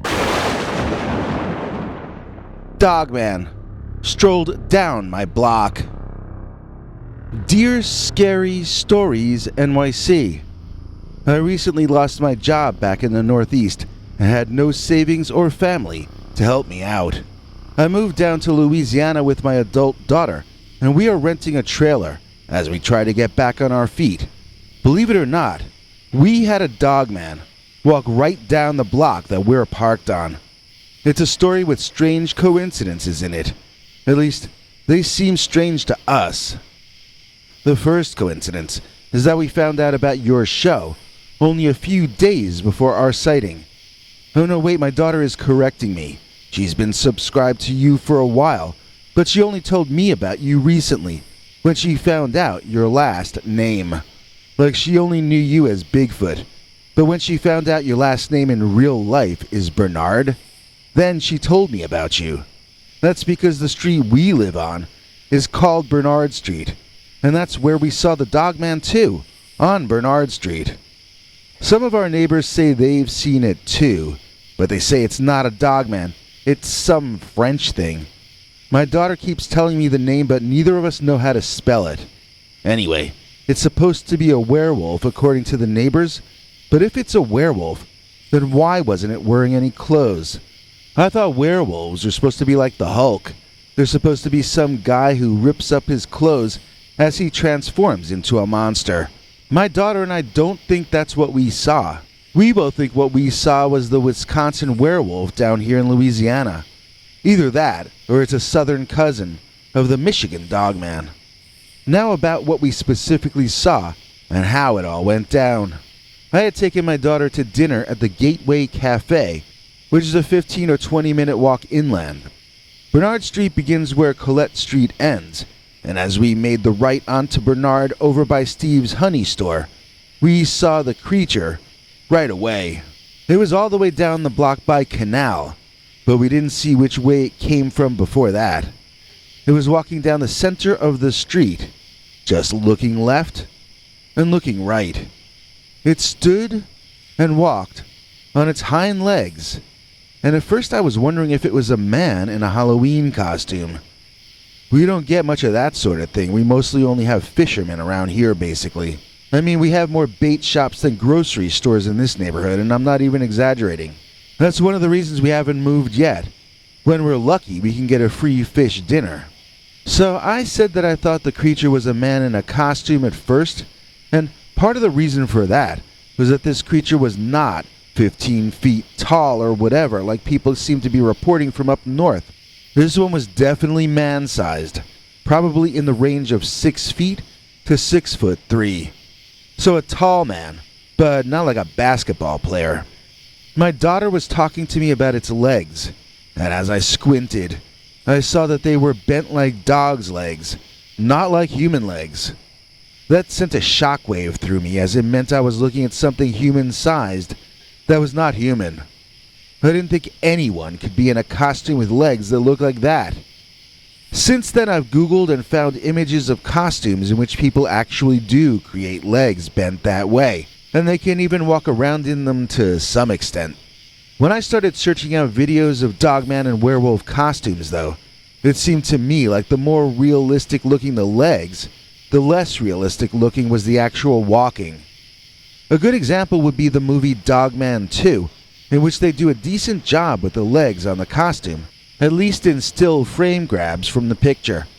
In the film itself, it seems as though the actors in the costumes can barely keep their balance standing up in those legs. I don't remember if they could walk around in them. If that's the state of the art in Dogman leg making, then what we saw must have been a real animal. This thing didn't have to teeter-totter back and forth to keep its balance. It just walked down the street like a boss, looking back and forth like everything here belonged to him. So we don't know if it came from the left or the right before it reached Bernard.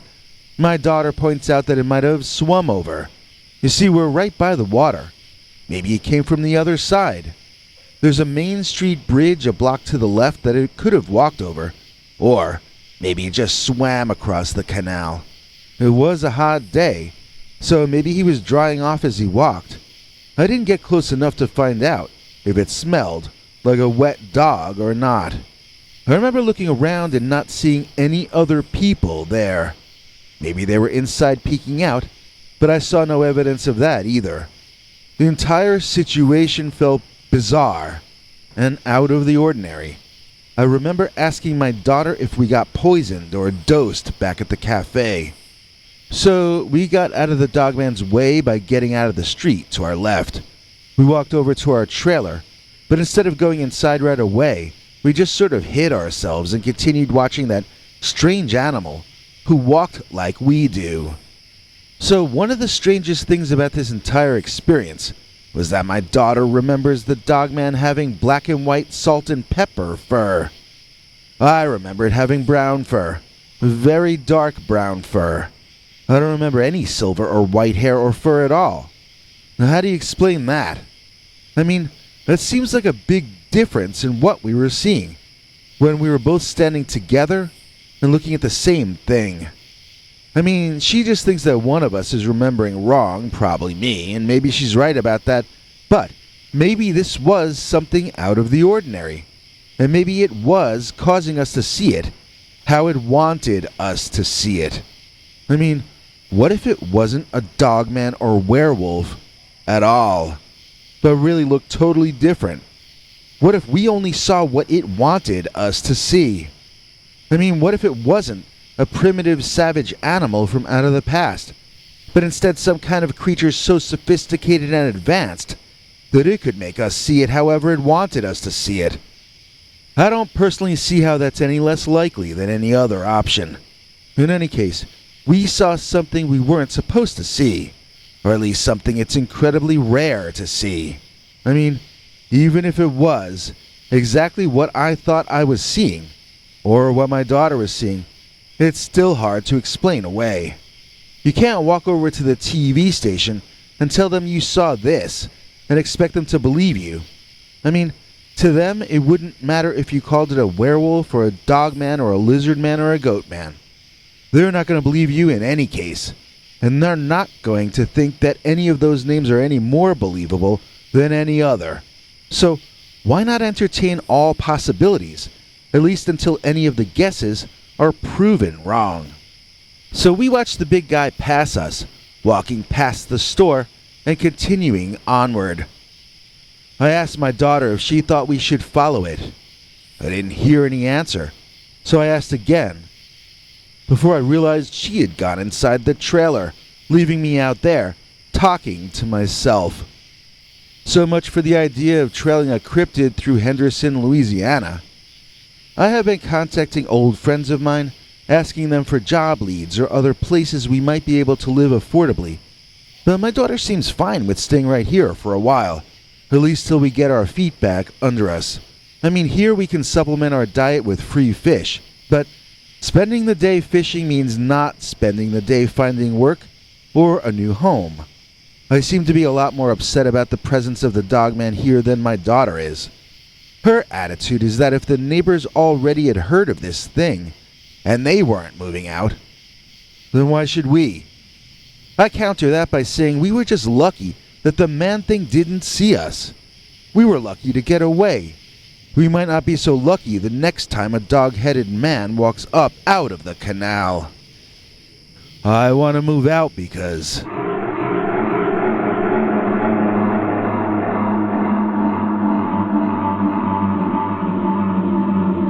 Dogman walked down my block. We appreciate her and all that jazz. I'm talking about sweet Mary Shabazz. Please join me in thanking today's executive producer, Mary Shabazz, for making this episode possible. In exchange for her kind donations, Mary receives our weekly secret uncensored Dogman stories, far too wild to ever run on this channel. She also gets our over 25 hours of secret uncensored archive Dogman stories, and she gets to see shows in advance whenever possible. You also can now help us stay online by making a one-time donation using our handy-dandy new thanks button at the bottom of every video. Hey, Willie here with 5 new t-shirt designs for you guys. By request, we're adding this lovely Chillin' with Dogman t-shirt in both the no text and full text versions. In addition, we've added this lovely green night vision I got herded by Dogman line of apparel. Not for you? How about my mother is a werewolf? I chose Dogman over my wife. Not to mention our original line of great t-shirts, including our best sellers, I Frida Captured Dogman, and I Know the Dogman is Real.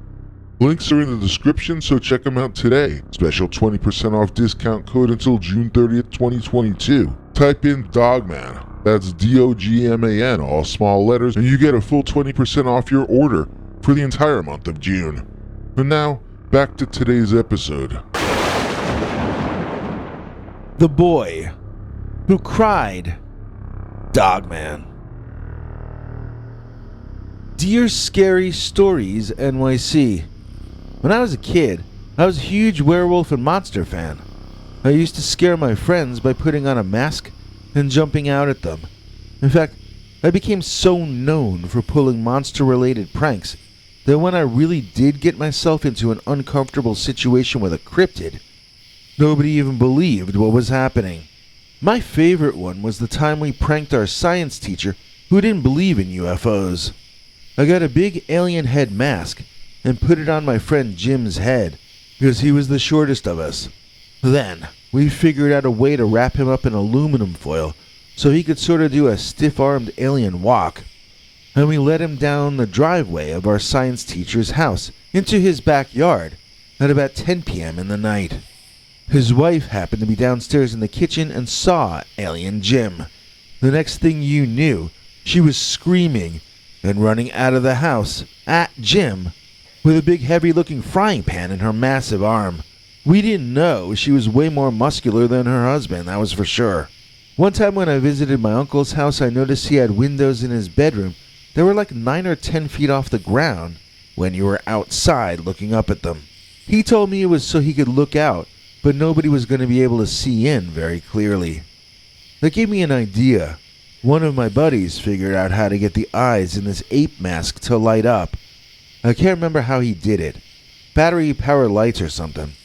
Then, I stuck a stick up the back of the mask and held it up way over my head outside my uncle's bedroom window. It seemed to take forever before he noticed the glowing-eyed Sasquatch staring into his window at him.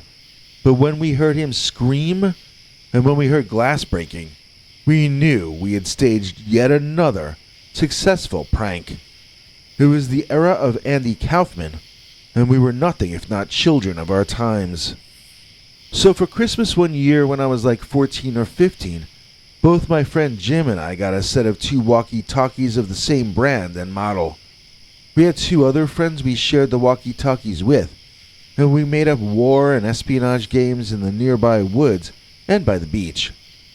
Once we got bored with that, though, our imagination turned in a different and very creative direction that got us in occasional trouble. You see, we married our love of movie monsters, real-life cryptids, and espionage tactics to stage some real-looking events just to mess with the minds of our neighbors.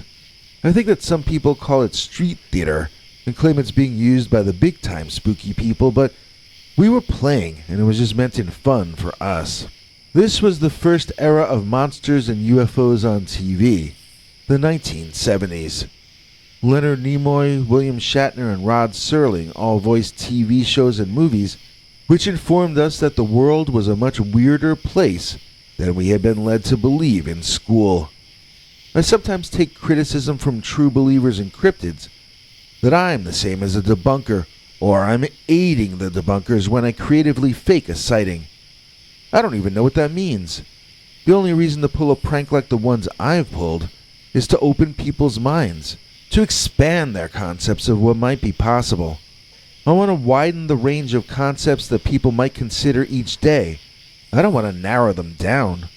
I want people to live in a larger world after one of my pranks, not a smaller one. My friends and I loved In Search Of, and we wanted to have Bigfoot and other monsters in our town, too. We wanted our neighbors to feel that their own location in the world was every bit as magical as the Pacific Northwest or Boggy Creek. Does it matter if it's a real paranormal event or an artful simulation if the sense of wonder has been clicked into the on position in a few more minds?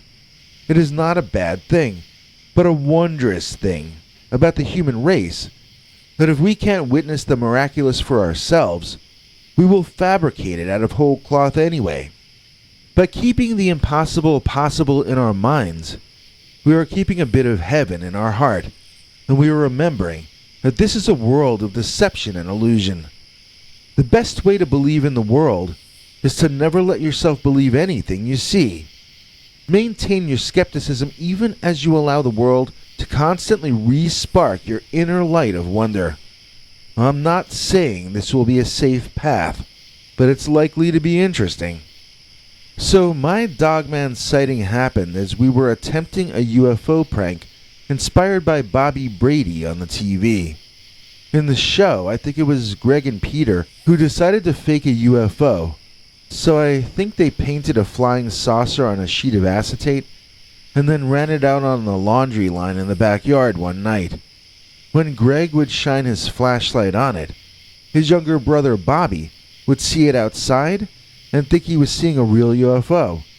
So we were out in the woods behind our friend Jerry's house and we were experimenting hanging a sheet of acetate that we had painted a UFO onto, like in the TV show. We quickly discovered that when we shined a light on the sheet of acetate, it wouldn't just reveal the UFO, but it would also reflect off the very visible acetate. Besides that, even a little bit of wind would cause the thing to flap loudly in the wind and reveal itself to be flat from nearly every angle. We couldn't see how to create a real-life hoax based on Greg Brady's hoax that would actually work, but the big story for me that evening was my nearly fatal run-in with an actual non-hoaxed Dogman. You see, before we would stage our events, as we call them, we'd go someplace where we hoped nobody would see us, and we'd practice. In this particular case, the whole thing was not my idea, so I was sent deeper into the woods to walk around and check the event from several angles, seeing what it looked like, depending on where it was seen. As I've already indicated, this one was a clear failure from the start, so I was wandering around distracted in the woods while the guys tried to improve their project at the last minute. I heard a weird sound, and since I was bored, I foolishly followed the sound even further into the woods to that weird, tiny, abandoned factory over there. There, I saw a couple of garbage dumpsters out back, shaking occasionally. The weird, squeaking sound seemed to be coming from there. I didn't know what I was looking at, but I suddenly realized this was probably not a good place to be. It was like I was daydreaming. Then I woke up into a nightmare. The squeaking sounds eventually stopped, and the dumpsters both became still. I backed away, not wanting to take my eyes off the scene. I tried to be as silent as I could, but I stepped on something that cracked like a twig or a branch, and up out of one of the dumpsters shot the big bad wolf. I don't mean it was, a quadrupedal animal or anything like that. I mean, here was the big bad wolf from an old bedtime story or cartoon, come to life. It stood up like a man. It had shoulders. It had arms. And it had a look on its face as though it intended to blow my house down. The only thing it was lacking was an old pair of breeches with suspenders. Then, in the dumpster behind him, there was a stirring, and another large wolf-like creature with man-like shoulders stood up. It took him a while to locate me with his eyes, but once he did, I had the both of them staring at me. It wasn't until the second one stood up that I could see that they seemed to either be lacking in fur, or else have very thin and fine fur. I hadn't noticed at first because the larger one in front that I had seen first had very dark gray skin that at first glance looked like dark fur. At least, if you were expecting to see fur as I was. The second one that stood up had a brown kind of skin that was a tad lighter, and it was clear in his case that I was looking at a bald creature. They were both bald, either from the mange or for some other reason, but that was what I was seeing. They could not have been guys in costumes, as the paws were different from human hands. They were in a shape you could not stick a hand into, and it was clear to me from the way they moved that they were very, very real. I turned and ran. I know you're not supposed to do that, but I didn't know it when I was 14 or 15. I turned, and I ran, and almost immediately, the dogmen were howling in a high-pitched manner and clambering out of those big green bins to chase me. I saw a large old tree trunk with a narrow cavity I could barely squeeze into, and suddenly I was inside the tree itself with bugs crawling over every part of my body that I couldn't immediately reach to flick them off of. The two dogmen both caught up with me quickly, and I expected them to reach in and tear me to ribbons. For some reason, however, they never did that, choosing instead to bang their shoulders hard against the tree, causing all manner of tree and insect debris to rain down on top of me, but, not getting them any closer to their goal, which was my meat. My flesh. At some point, the two dogmen retreated and took turns growling at me. They wanted me to come out, so they showed me their impressive fangs, and they growled. That's not how you get someone out of a tree. I'm sorry, it just isn't. So, for those who say Dogman is from the future, or that he's a wise space being or whatever, you must have met very different Dogmen from the two who chased me inside that rotting tree.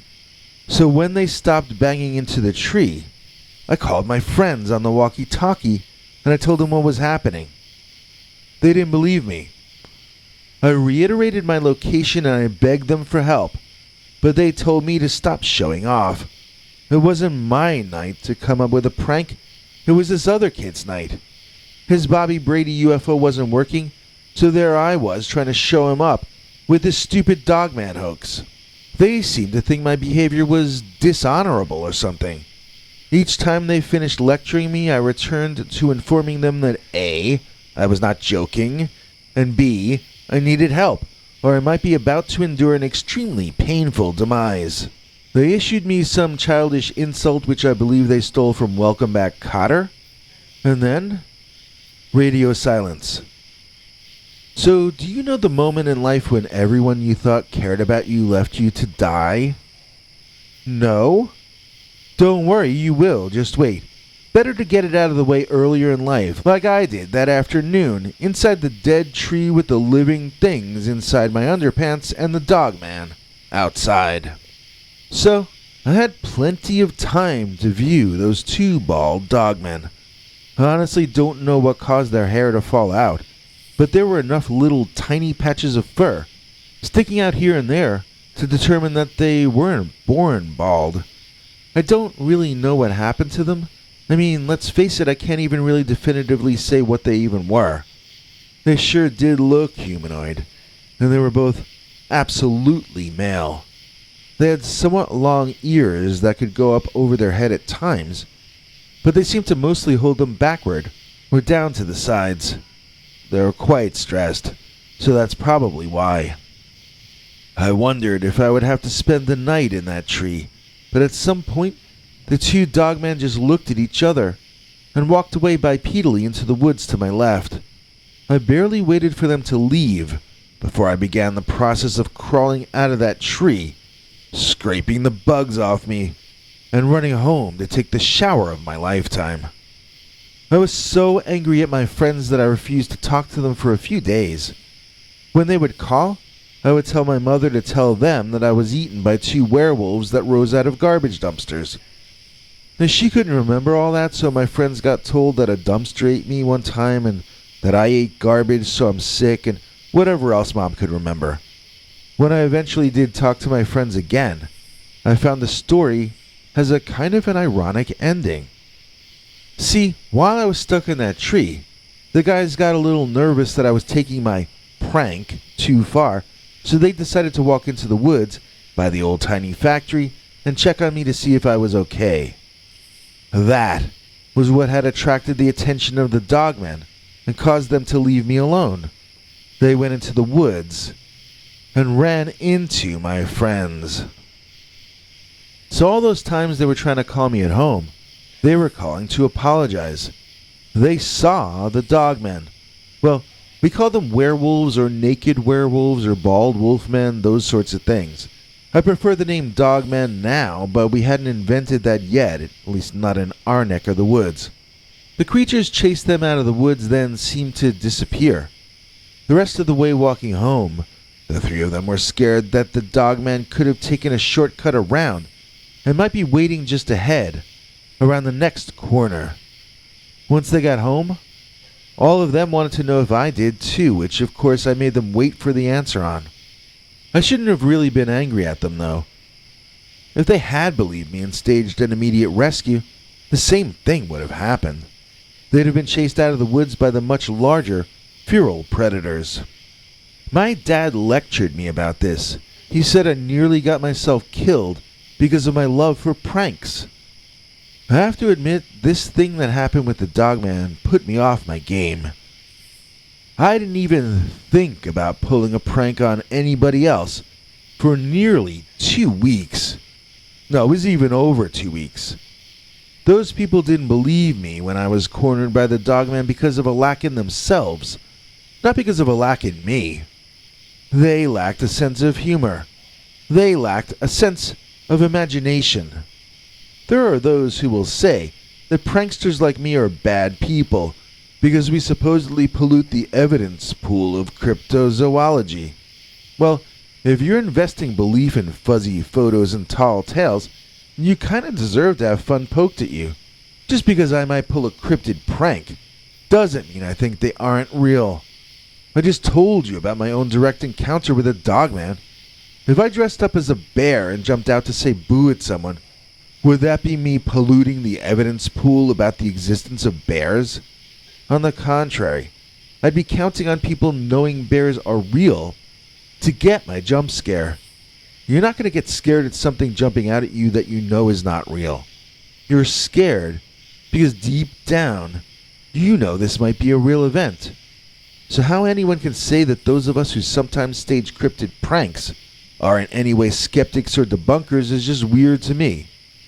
I personally think that pranksters do more to open people's minds up than anyone else out there. My favorite result of any prank is seeing someone's jaw drop. When that happens, and their eyes open wide, they're back to being the same exact person they were when they were newborns.